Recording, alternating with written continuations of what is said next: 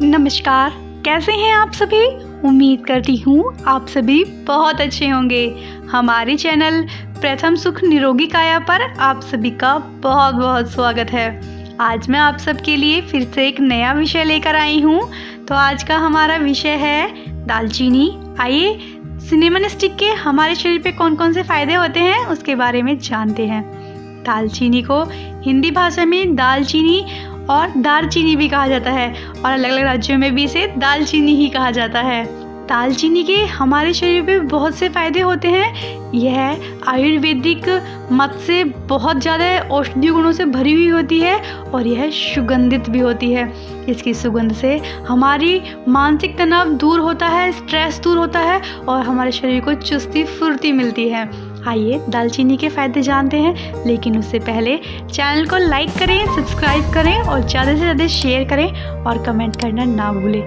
जिन लोगों ने चैनल को सब्सक्राइब नहीं किया है वह तुरंत सब्सक्राइब करें और बेल आइकन को प्रेस करें। उसके लिए हमारे चैनल की जो भी वीडियोज़ होंगी आप लोगों पर सबसे पहले आ पाएंगी।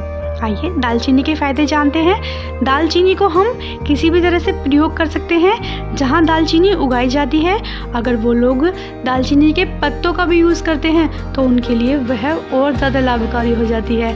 दालचीनी की जो स्टिक्स होती हैं वह हम या तो चाय में उसको बनाकर लेते हैं या फिर उसका काढ़ा बनाकर पीते हैं या फिर हम लोग उसे ऐसे ही चूर्ण बना लेते हैं उसका पाउडर फॉर्म में और उसे दूध में मिलाकर भी ले सकते हैं या उसकी पानी से भी फंकी ले सकते हैं। आइए दालचीनी के कौन कौन से रोगों में हम प्रयोग करते हैं उसके बारे में जानते हैं। दालचीनी जो होती है, जो ये दालचीनी की छाल होती है, यह कड़वी, तीक्ष्ण और सुगंधित होती है। मैंने बताया था ना आपको, ये सुगंधित होती है क्योंकि अगर इसकी सुगंध से ही हमारी जो चाय की खुशबू होती है, जो चाय का जायका बढ़ता है, वह इसकी सुगंध के कारण ही बढ़ता है। जो दालचीनी होती है यह पित्त वात पे बहुत अच्छे से कार्य करती है। हमारे आमाशय के रोग पर बहुत अच्छे से कार्य करती है। अगर हमारी आंतों में किसी भी प्रकार का फूड या फिर हमारे किसी भी प्रकार का खाना स्टोर होने लगता है जिसके कारण हमारी आंतें सिकुड़ने लगती हैं या फिर मल एकत्रित होने लगता है, उसे भी यह दूर कर देती है।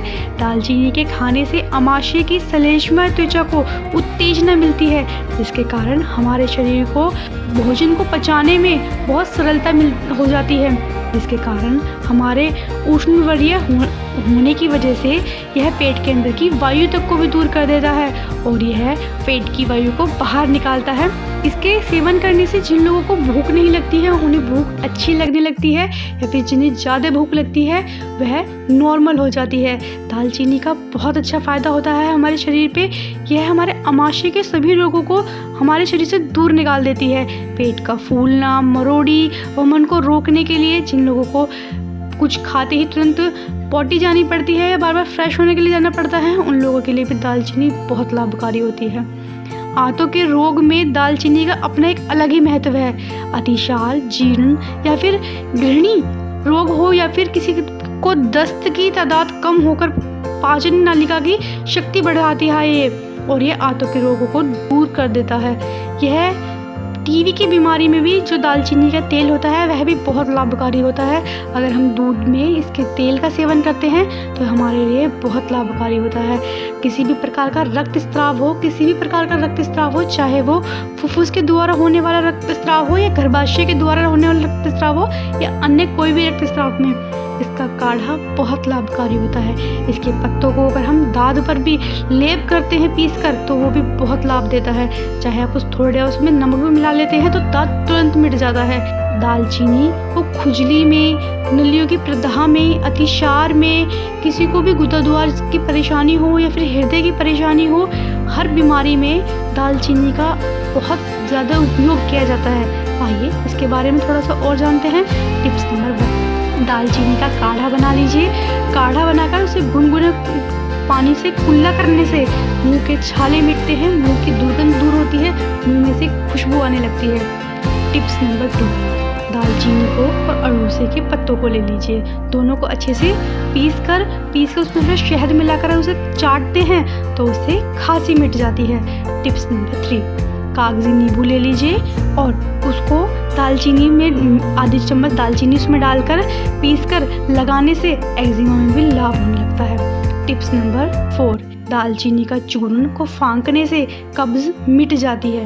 नंबर 5, दालचीनी का चूर्ण और कत्था दोनों को 6 रत्ती ले लीजिए, यानी कि समान मात्रा में लेना है आप लोगों को, और दोनों को पीसकर खाने से दस्त बंद हो जाते हैं। देखो मैंने आप लोगों को बताया है कि अगर हम लोग दालचीनी का चूर्ण का ऐसे ही सेवन करते हैं तो हमारी कब्ज़ मिट जाती है, यानी कि जिन लोगों को कब्ज़ की परेशानी होती है उन्हें पोटी साफ़ हो जाती है।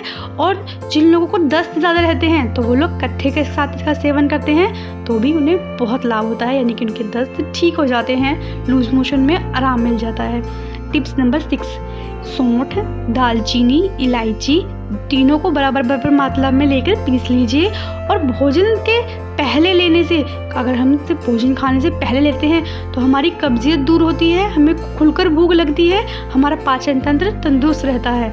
टिप्स नंबर 7, दालचीनी, लौंग, सौंठ तीनों को मिला लीजिए, इसके पानी का काढ़ा बना लीजिए, और जब ये पानी आधा रह जाए इसे लेने से इन्फ्लुएंजा में भी बहुत लाभ होता है। टिप्स नंबर 8, दालचीनी के तेल को ललाट पर मलने से, यानी कि आप अपने सिर के ऊपर इसकी मालिश करते हैं तो आपके सर्दी से जो आपके सिर में दर्द हो जाता है वह दूर हो जाता है। टिप्स नंबर 9, दालचीनी के तेल का फोया अगर दांतों को अंदर दबाते हैं तो दांत का दर्द, जो दांत में कीड़े लग जाते हैं वह भी ठीक हो जाते हैं।